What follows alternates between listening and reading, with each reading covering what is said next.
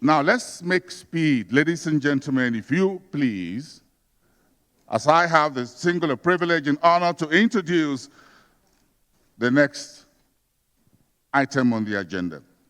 And to do that, let me please introduce Mr. Indemit Gill, the Chief Economist and Senior Vice President for Development Economics at the World Bank Group. Please put your hands together for Mr. Indemit Gill as he comes to the podium to take on this very important aspect also of our two-day program. Thank you very much and welcome. Thank you very much, sir. Thank you. So it is an honor to introduce the minister, and it's a pleasure. So it's my pleasure to introduce Nigeria's finance minister and minister for coordinating the Nigerian economy, Mr. Taiwo. So I'm going to call him, I'm not going to call him honorable minister and so on. I'm going to call him Taiwo, okay? Yeah. Okay, so I have a long list of his accomplishments that my colleagues have given me. Many papers here, but I'm sure you know those accomplishments.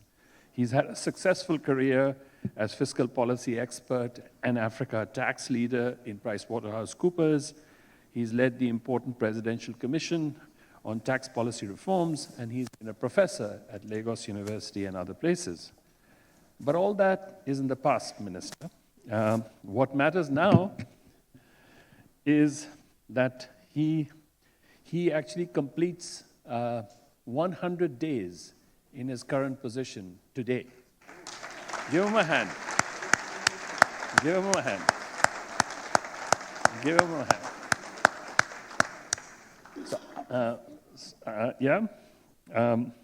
Now, the thing that you have to remember, though, is that Taiwo does not have one job. He actually has two, maybe 2.5. The first is as finance minister, and then the second one is as the coordinating minister for the economy. And I understand that he still chairs the Presidential Fiscal Policy and Reforms Committee. So that's 2.5 jobs, right? Now, normally, 100 days in a tough job is not a long time, and it may be unfair to put him on the spot. But these are not normal times for 3 reasons. First, I think the Central Bank of Nigeria has done a superb job of bringing inflation down from more than 30% to less than 15%. Now, but if inflation stays in double digits, you can expect the central bank to keep policy rates high. Now, which means a high cost of finance for the private sector. It means a high cost of finance for everybody in the Nigerian economy, small firms, medium-sized firms, large firms.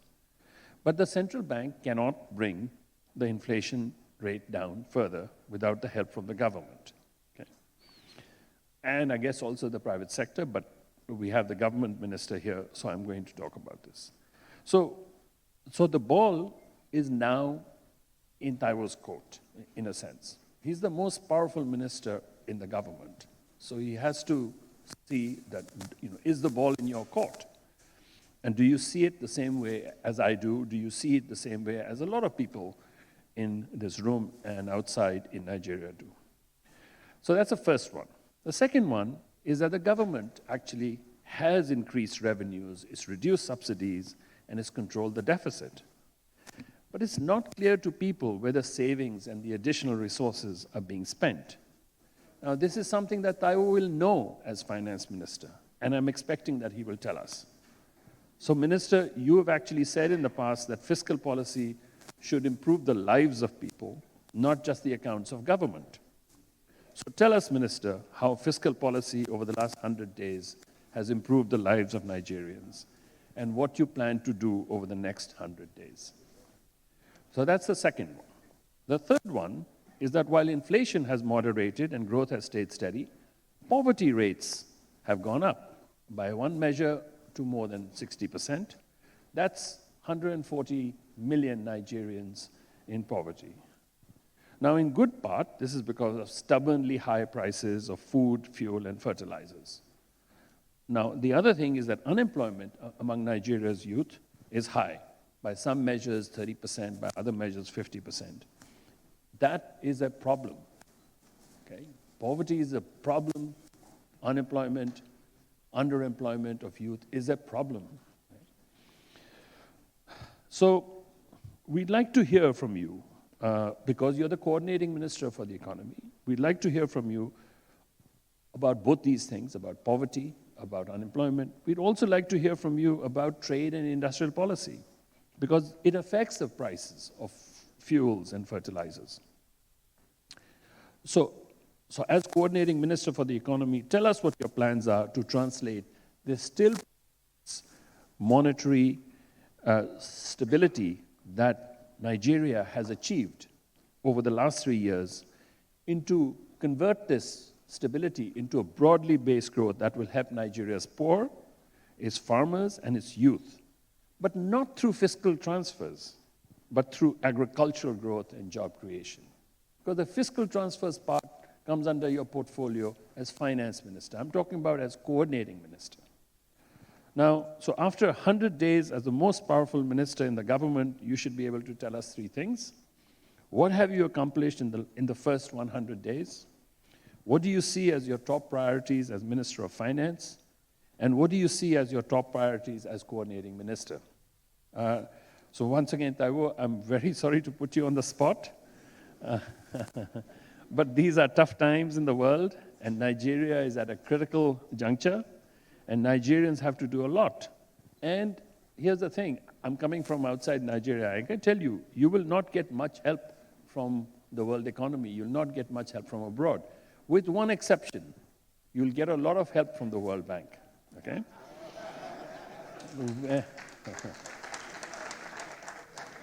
We have a great economic team here, here in Nigeria, and it is ready to help you.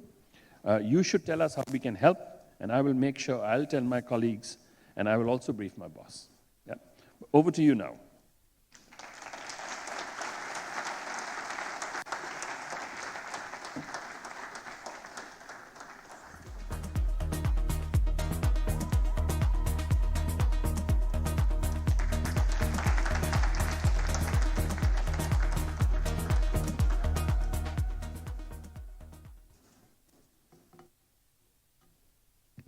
Good morning. Good morning. That's better. Thank you, Indemit, for setting me up. You know, actually, I didn't realize it's been 100 days. Thanks for reminding me.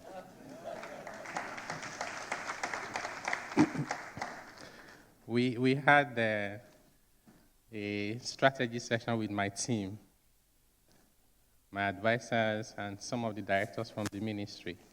I think it was last week.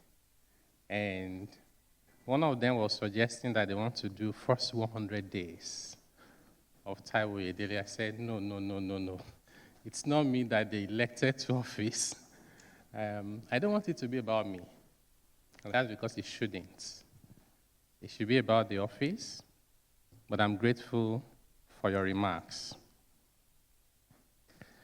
So thank you once again, Indemit, Governor Cardoso, my dear brother, Harinda, Shukuka, distinguished ministers, deputy governors, CEOs, friends from across Africa and beyond.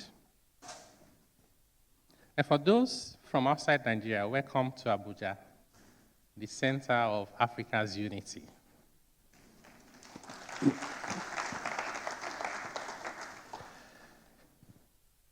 We meet at a moment when the global order that shaped trade, finance, and development for nearly a century is being openly redrawn.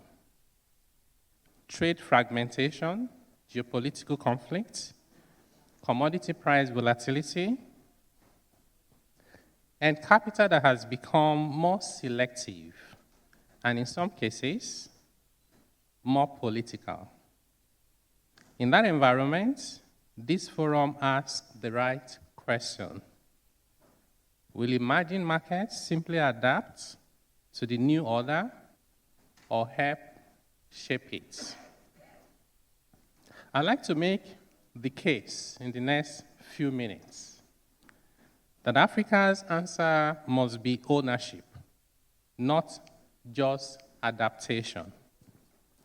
Nigeria's reform journey is a useful lens for what is possible when we own our reforms.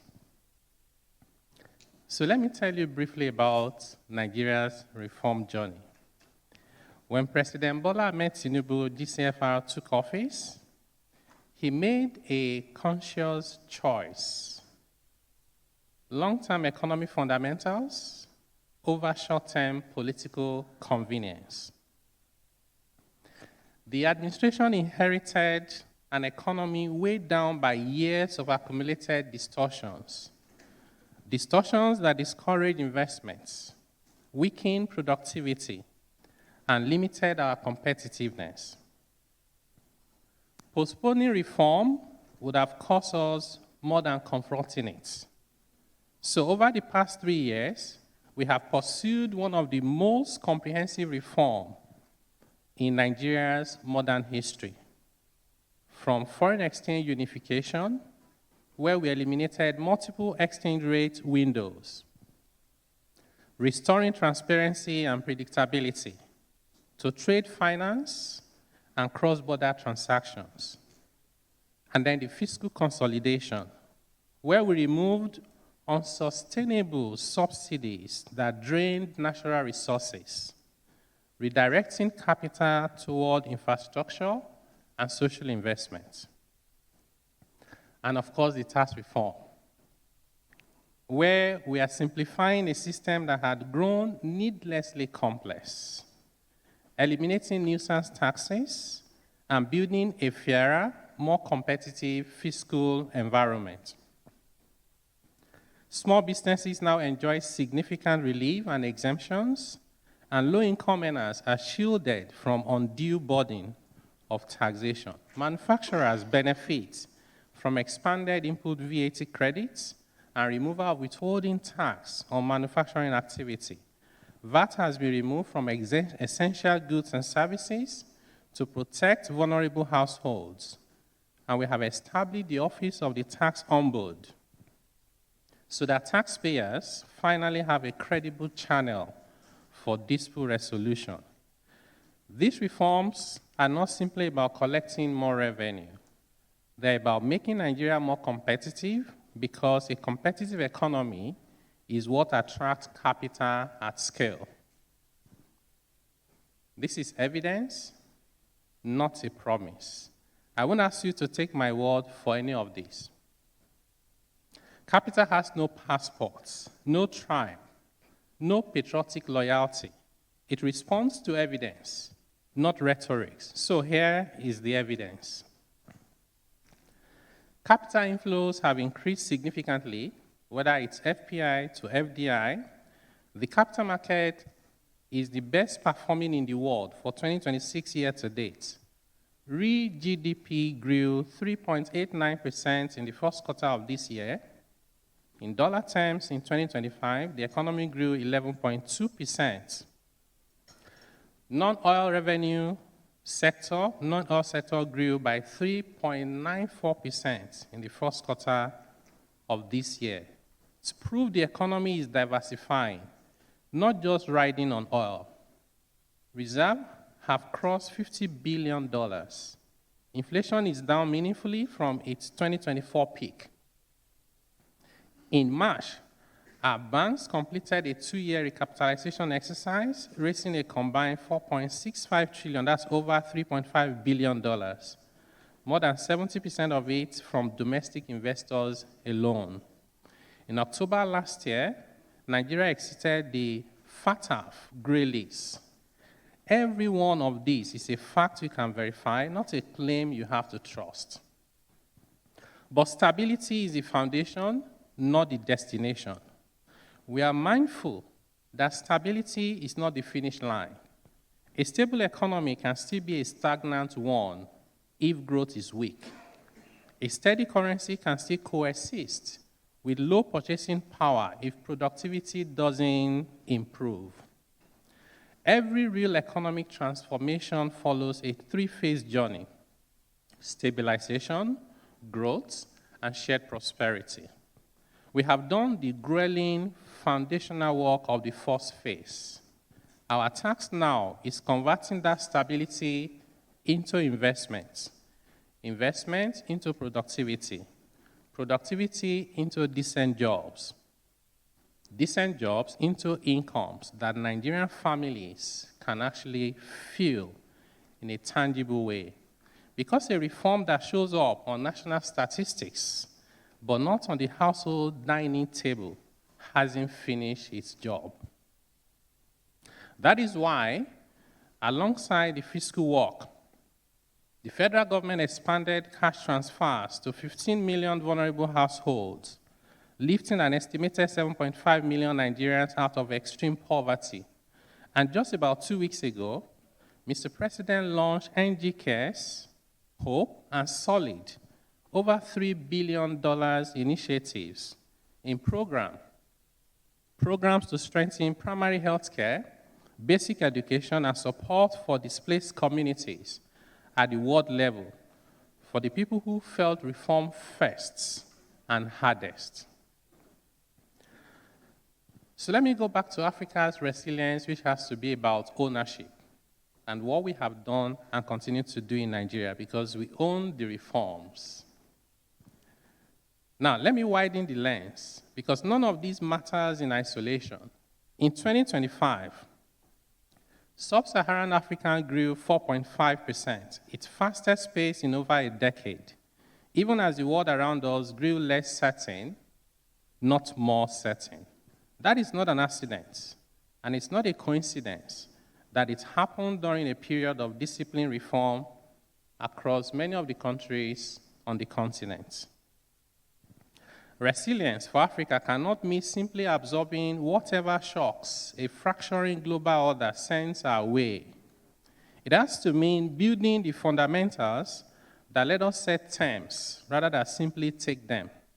Building institutions whose word is worth something, and where regional integration through the African Continental Free Trade Area shows up in custom experience when you do international trade, and not just in communique, and a honest, evidence-led account of our risk, because huge capital has stayed away from this continent, not for lack of returns, but because the story reaching global allocators often exaggerates the investment risk on the continent. So we pay the prejudice premium.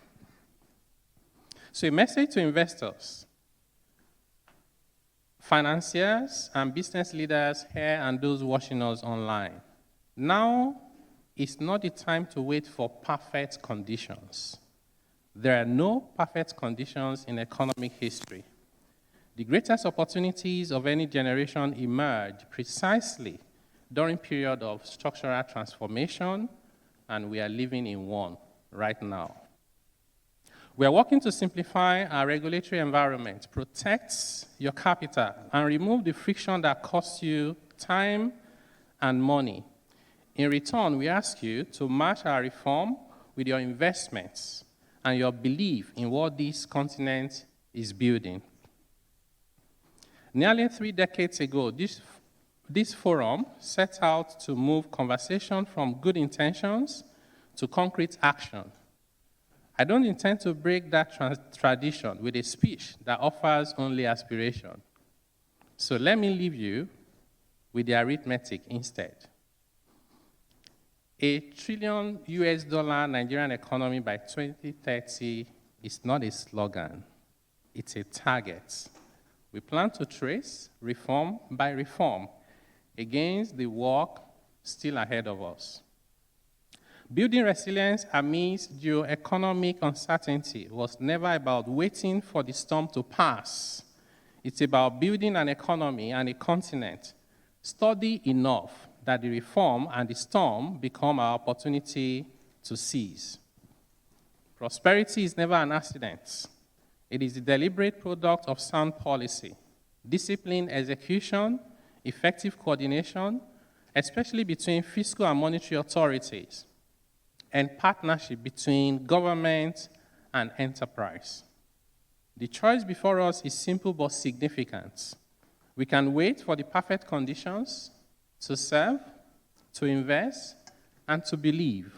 Or we can seize the moments, despite the imperfections, and build the continent of our dreams together.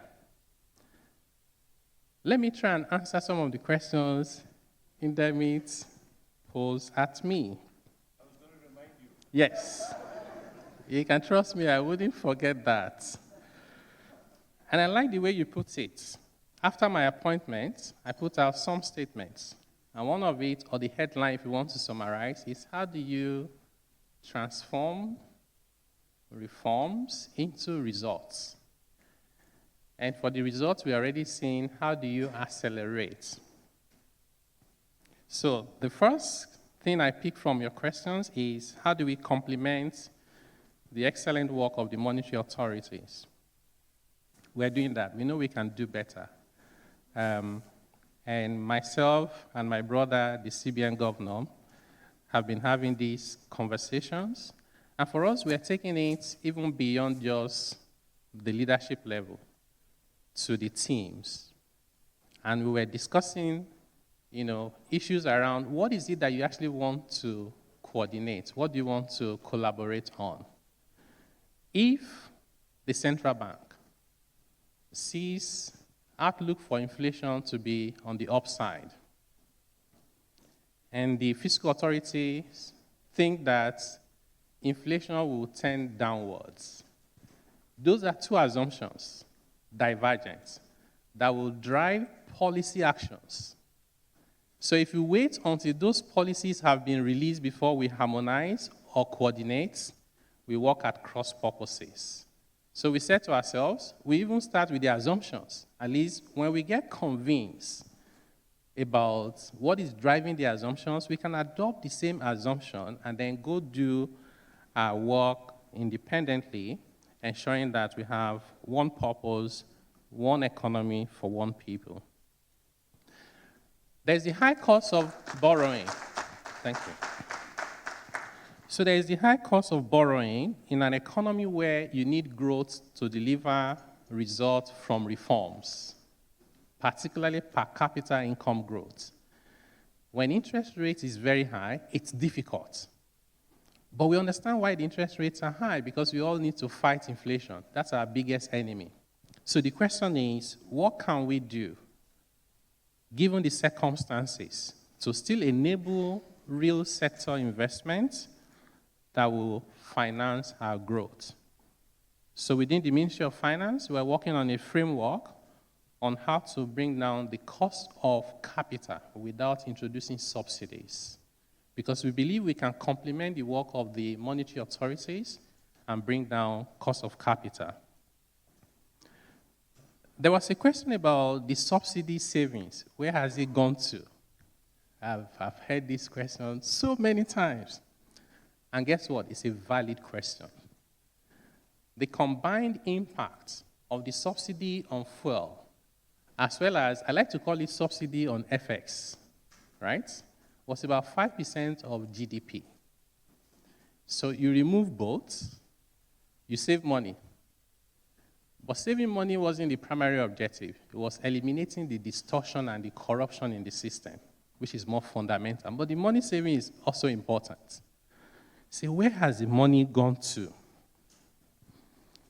And in a few days, you will see the detailed analysis, because we believe that we owe a duty to explain what we do to the Nigerian people. That's what transparency looks like. But in the meantime, I can give you some of the highlights.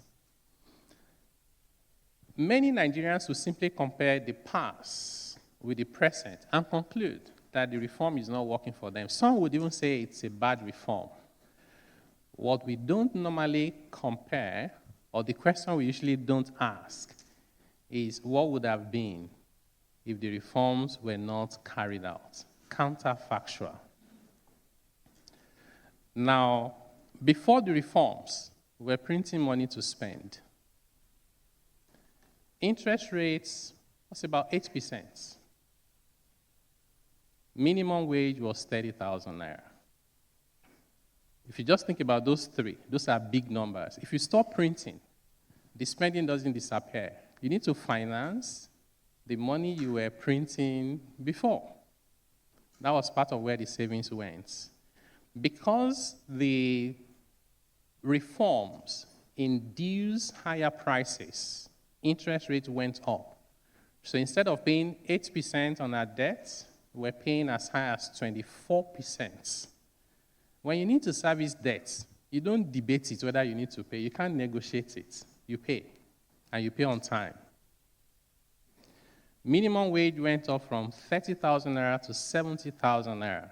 That's almost double the wage bill of the government.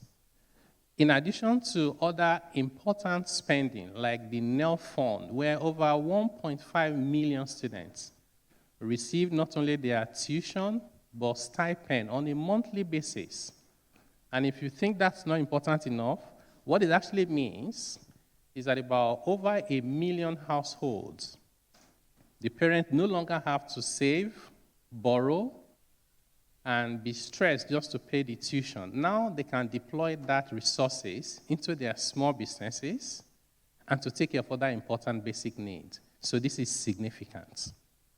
So what we need to do is we'll provide a detailed explanation of how much we saved and how the money has been spent. The other question people tend to ask along with this is, why do you keep borrowing after you said you've exceeded revenue? And I tried to explain this recently, that if you have a budget to spend 10, and you have a target of revenue of 6, you need to borrow 4. If you collect revenue of 7, you have exceeded your revenue target because it was 6 you were hoping to collect. But it doesn't change the fact that you still need to borrow 3. So this is how exceeding revenue target can coexist with borrowing. And as a matter of fact, there's nothing wrong with borrowing, provided you apply it productively. For every 1 naira and every $1 that we borrow, we must add more value than the cost of the borrowing. Then the other question you raise, equally important, is that poverty has gone up and unemployment rate is high. You know, this is one area where I tend to disagree with the narrative by the World Bank. World Bank would say that poverty has gone up despite the reforms. And I say, yeah, poverty has gone up because you cannot remove subsidy and people become richer, right? The reform itself was a reset. We were living in fiscal illusions. So we needed to stop deceiving ourselves so the country can move forward. And that reset meant that income levels in real terms will fall, and that would increase poverty. But the good news is that the numbers for 2025 in dollar terms, real per capita income growth was nearly 10%. That makes Nigeria one of the fastest countries in lifting people out of poverty. We intend to sustain that.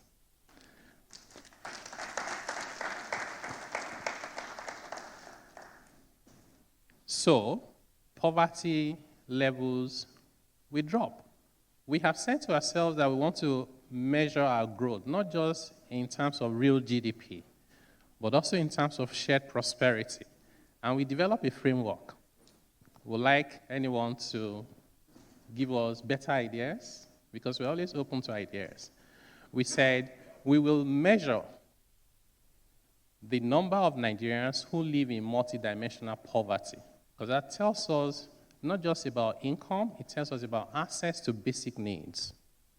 Number 2, we will measure the increase in per capita real income growth. Number 3, we'll measure the inequality by Gini coefficients. The combined measurement of those 3 metrics will tell us whether our growth is inclusive, whether we are lifting people out of poverty, or whether this is prosperity for just a few. Our intention is to make it prosperity for all Nigerians. Unemployment rates officially is about 5%, but we say to ourselves, you need to interpret data correctly so you can make the right policy decisions. If you have unemployment rate at 5% and you have poverty at close to 70%, then it doesn't add up. It means you have a lot of working poor. So you don't just need to create jobs, you create decent jobs. What the data we have seen is telling us is that the place where we have most of our people, over 80% of Nigerians, work in agri sector, they work in retail services. The growth in those places where most of our people work is too slow, barely keeping up with population increase. So our focus now is how can you accelerate growth where you have most of your people in employment so that they can also be productivity growth as well. And the last thing, okay, so second to the last, the other question you ask is about trade and industrial policy. We recognize that without enabling trade, whether be it within Nigeria, within the ECOWAS region, within Africa, or globally, it is difficult for you to grow. So we now have a new industrial policy, and we are complementing that with how do you debottleneck, how do you remove the impediments. We are doing some interesting analysis, and I'll just give you some highlight. It's still preliminary results. We said, how about we quantify the cost of overregulation, the cost of excessive bureaucracy. You apply for a license that should take 2 weeks, and it took you 6 months. Who is putting the cost to it? Our preliminary analysis shows that the cost of overregulation, bureaucracy, policy inconsistency is more than the combined revenue that we generate from corporate income tax, personal income tax, and VAT combined. Imagine what that means for a moment. The government can solve the most pressing problems of the country without spending a dime, almost, because it doesn't cost money to remove disincentive. One thing that is better than incentives is removing disincentives, and that's what we tend to prioritize. The other one is, you ask me, that's the last one, what are the top priorities of the Ministry of Finance and the coordinating ministry of the economy? 2 things I will tell you. 1, we said we have to mobilize revenue. Revenue optimization is a priority. We actually think that if Nigeria were to be generating the right amount of revenue, even interest rates would be lower. Naira will be stronger and steady, right? So when people don't realize this, when Benjamin Franklin said in this world, 2 things are certain, debt and taxes, this was over 100 years ago. We had not realized that today that statement is truer than it was when that statement was made. We can choose not to pay taxes and evade them, but we all pay it informally, in a disorderly manner. When government prints money to spend, that's inflation tax. They don't ask for your permission, they don't enact laws.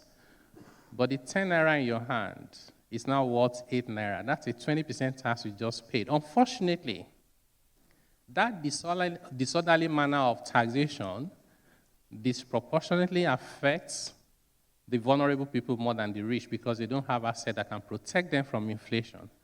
And when you allow that to persist, you widen inequality. When inequality persists, it becomes dangerous. It's like sitting on gunpowder. It will explode. They say the poor cannot sleep because the poor is hungry. But the rich can also not sleep because the poor is awake.